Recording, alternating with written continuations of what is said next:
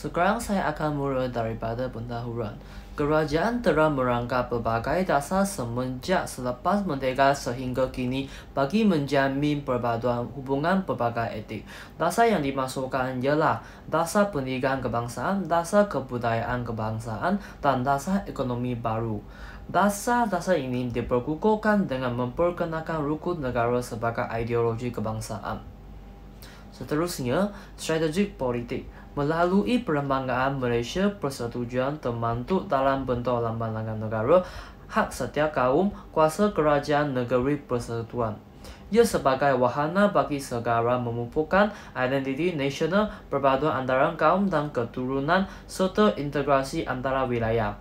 Apabila kesedaran wujud, bangsa Malaysia semakin mantap dan semangat perkauman dan kewilayahan menjadi cair.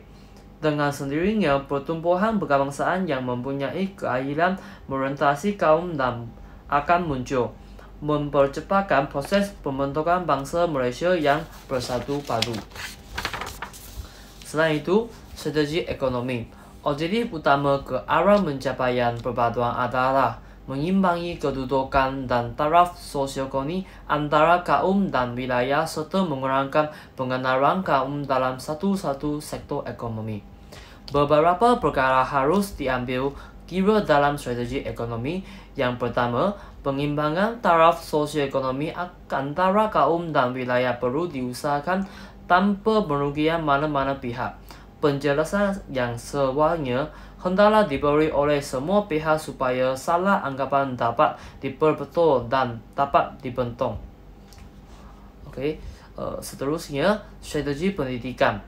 Peranan sistem pendidikan meliputi aspek menyediakan persekitaran serta kemudahan sosialisasi di kalangan sebilangan rakyat Malaysia. Dalam mencapai usaha itu, beberapa aspek perlu diberi perhatian. Sekolah satu kaum sahaja sebagai SJK diberi peluang untuk berintegrasi dengan pelajar serta guru sekolah kebangsaan melalui penyertaan acara sukan dan kurikulum, acara sosial, khemah kerja dan sebagainya.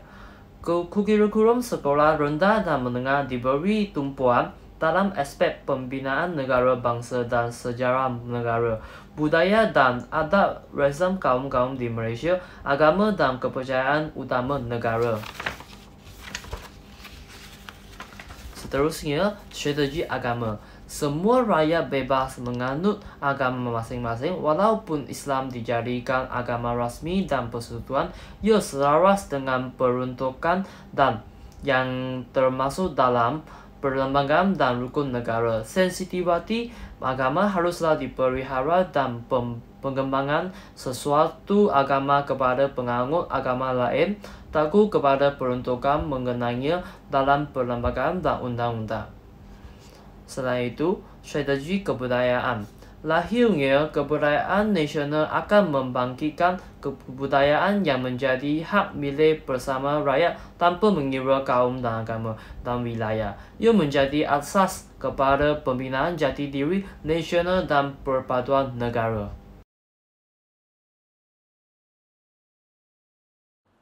Jabatan Perpaduan Negara dan Integrasi Nasional melalui Pelan Tindakan Perpaduan dan Integrasi Nasional pada tahun 2005 hingga tahun 2010 yang telah merancang berbagai usaha untuk memupuk dan mempertingkat perpaduan dan integrasi nasional antaranya dari sudut politik. Kerajaan telah merangkap berbagai dasar selepas merdeka sehingga kini bagi menjamin perpaduan hubungan pelbagai etnik. Dasar yang dimaksudkan adalah dasar pendidikan kebangsaan, dasar kebudayaan kebangsaan dan dasar ekonomi baru. Seterusnya, Jabatan Perpaduan Negara dan Integrasi Nasional telah menjalankan beberapa strategi dalam memperkukuh perpaduan antara rakyat. Antara beberapa strategi adalah strategi politik, strategi ekonomi, dan strategi pendidikan. Di samping itu, strategi politik adalah satu peranan kerajaan yang penting dalam hubungan etnik di negara Malaysia.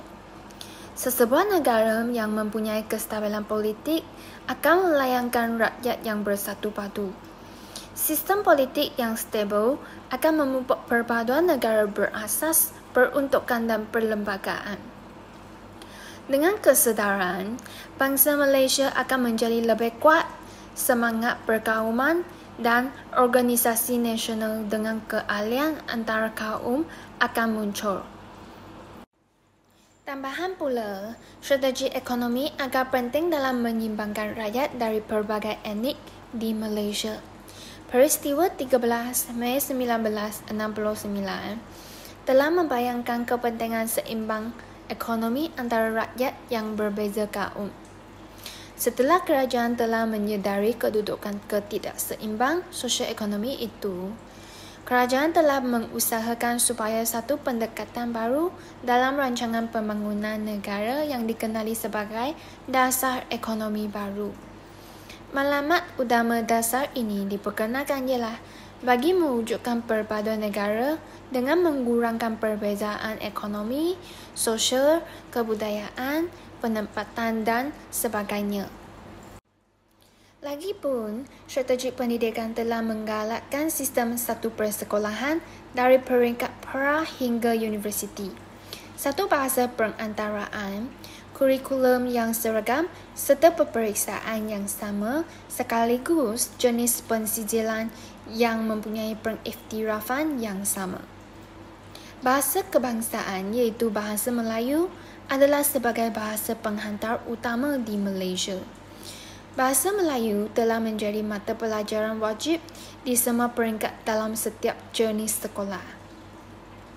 Bukan itu sahaja, kurikulum yang sama juga satu rancangan pendidikan yang terkandung dalam segala pengetahuan, nilai-nilai, unsur-unsur kebudayaan dan kepercayaan.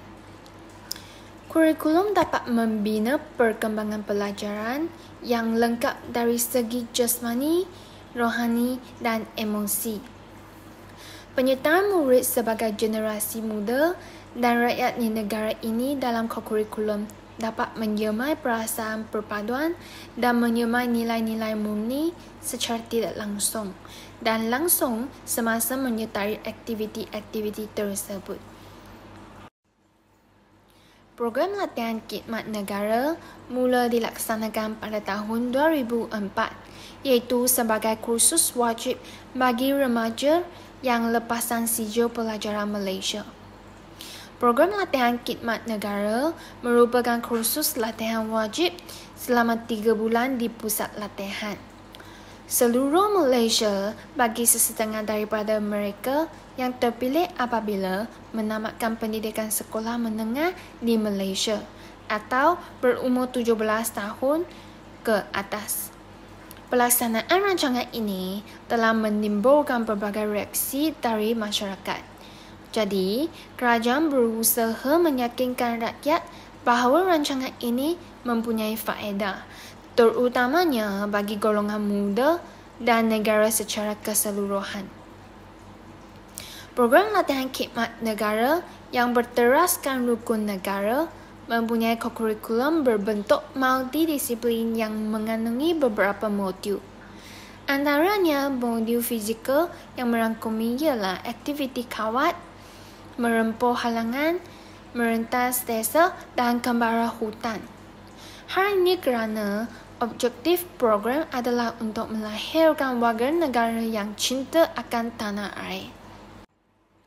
Kerajaan telah memperkenalkan konsep sekolah wawasan sebagai satu daripada pendekatan alternatif untuk memupuk nilai perpaduan etnik dan integrasi nasional dengan membina 2 atau 3 jenis sekolah rendah yang berlainan bahasa penghantar. Sebagai contoh, sekolah kebangsaan, sekolah jenis kebangsaan Cina dan juga sekolah jenis kebangsaan Tamil akan ditempatkan dalam satu kompleks sekolah yang sama. Maklumat pertama bagi kerajaan yang memperkenalkan sekolah wawasan adalah untuk mewujudkan perpaduan dalam kalangan murid-murid yang berbagai-bagai bangsa dan latar belakang. Hal ini dapat memberi peluang kepada orang Cina dan orang Tamil dalam mempelajari bahasa Melayu iaitu bahasa kebangsaan. Sekarang saya akan bincang dengan peranan masyarakat dalam konteks hubungan etnik, yaitu rukun tetangga, rumah terbuka, penerimaan budaya, program di institusi pendidikan tinggi, dan peranan pertubuhan bukan kerajaan. Yang pertama ialah rukun tetangga. Ini diperkenalkan pada tahun 1975 berikutan berkuat kuasanya peraturan-peraturan baru. Ini membolehkan rakyat mengawal keselamatan di kawasan kediaman masing-masing. Mulai 1 Januari 1983, ini menekannya kepada konsep kejiranan. Pada tahun 2000, ini menekankannya kepada pembangunan masyarakat secara menyeluruh ke arah mewujudkan persatuan nasional. Sehingga Mei 2006, sebanyak 328 kawasan rukun tetangga telah ditubuhkan di seluruh negara. Berbagai aktiviti telah dijalankan dengan tujuan untuk membolehkan penduduk setempat berkenalan, bantu-membantu dalam menghadapi masalah bersama, berinteraksi dan merapatkan hubungan di berikat akar ubi di antara pemimpin dengan rakyat dan di antara rakyat berbagai keturunan adat dan budaya. Misi rukun tetangga ialah memupuk kesefahaman dan tolak ansur ke arah pembangunan bangsa Malaysia yang bersatu padu serta beridentiti sendiri. Yang kedua ialah rumah terbuka. Diadakan oleh setiap rakyat Malaysia apabila tiba musim pelayaran. Setiap golongan etnik di Malaysia saling mengunjungi ke rumah jiran tetangga walaupun berlainan etnik, saling memahami budaya antara etnik, dan memeliharakan keharmonian hubungan etnik di samping menghormati budaya masing-masing.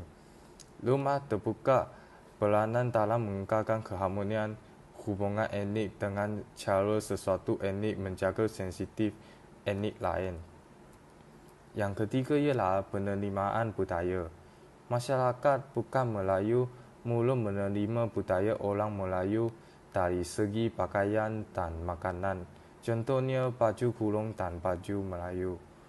Orang Melayu menerima masakan Cina dan India serta menggunakan sampu ampau.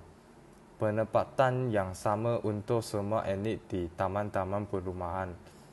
Budaya berperanan dalam menjamin keharmonian hubungan etnik dengan etnik berlainan, memahami dan cuba menyerap budaya etnik lain disebabkan kebudayaan setiap etnik berbeza-beza. Yang keempat ialah program di institusi pendidikan tinggi. Ini menganjurkan aktiviti dan program yang menjurus kepada persatuan kaum. Disyarat untuk mewujudkan kelab persatuan atau kelab rukun negara. Kantongan khusus di semua institusi pendidikan haruslah menitik beratkan aspek-aspek pendidikan yang harmonis dalam sebuah masyarakat berbagai kaum. Saranan diwujudkan kelab persatuan atau kelab rukun negara di IPT merupakan usaha bagi menyemai kesedaran terhadap kepentingan persatuan kaum. Yang akhirnya ialah peranan pertubuhan bukan kerajaan. Pertubuhan berasaskan etnik seperti Pertubuhan Belia Malaysia, Dewan Perniagaan dan Perusahaan Malaysia. Kepimpinan Majlis Belia Malaysia disertai oleh semua golongan etnik. IBIM mengadakan seminar bagi menjelaskan kepentingan hubungan etnik dan dalam konteks Malaysia. Intensive Research Priority Area MSc Akademi Sains Negara Perencanaan kepada Pembangunan Ekonomi Negara. Pertubuhan ekonomi memberi peluang pekerjaan kepada segenap lapisan Malaysia tanpa menggila golongan etnik. Peranan pihak swasta dan kerajaan amat diperlukan dalam menyumbangkan dana bagi menghasilkan inovasi dan seterusnya memacu pertumbuhan ekonomi negara. Sekarang saya akan meneruskan dengan kesimpulan. Kesimpulannya, perpaduan dan integrasi dalam kalangan rakyat adalah satu perkara penting. Oleh yang demikian, semua rakyat dan kerajaan harus bersama-sama memainkan peranan dalam meningkatkan perpaduan untuk membina sebuah bangsa yang terdiri dari rakyat yang bersilang kaum, yang hidup bersatu padu serta aman sentosa. Kerajaan dan pihak-pihak yang bertanggungjawab perlu bijak dalam menentukan hala tuju dan dasar sesebuah negara untuk mewujudkan perpaduan di dalam sesebuah negara serta integrasi sangat penting bagi membangunkan sesebuah negara ke arah global. Perpaduan kamu merupakan elemen yang penting dan harus diberi perhatian kerana pemupukan hubungan etik antara masyarakat adalah amat penting bagi negara kita yang bermasyarakat maju serta menjamin kestabilan ekonomi dan politik negara. Selain itu, kerajaan dengan masyarakat perlu bekerjasama untuk mencapai perpaduan kaum. Dan sebagainya, untuk peranan kerajaan dan masyarakat dalam konteks hubungan etik, Malaysia merupakan salah satu negara yang menjadi contoh dalam hubungan etik. Dalam proses mewujudkan perpaduan, kerajaan merupakan tonggak utama. Skim Rukun Tenggara telah diperkenalkan pada tahun 1975 berikutkan kuat kuasanya peraturan-peraturan perlu. Pada 1 Januari 1983, kerajaan memperkenalkan satu pembaharuan memberikan perkenalan kepada konsep kejirangan yang bertujuan untuk memupuk serta mengukuhkan lagi semangat kejirangan dalam kalangan masyarakat setempat. Seterusnya, yang kedua ialah rumah terbuka. Rumah terbuka akan diadakan oleh setiap rakyat Malaysia apabila tiba musim perayaan. Setiap golongan etnik di Malaysia akan sering mengunjungi ke rumah jiran tenggangan walaupun berlainan etnik untuk mencapai perpaduan. Selain itu, penerimaan budaya memperkenalkan dalam menjamin kehormati hubungan etnik dengan etnik, melainkan memahami dan cuba menyerah budaya etnik lain disebabkan kebudayaan setiap etnik berbeza-beza. Sebagai itu, program di institusi pengajian tinggi sebagai IPT dan peranan pertukaran bukan kerajaan sebagai NGO juga boleh menjadi hubungan etik.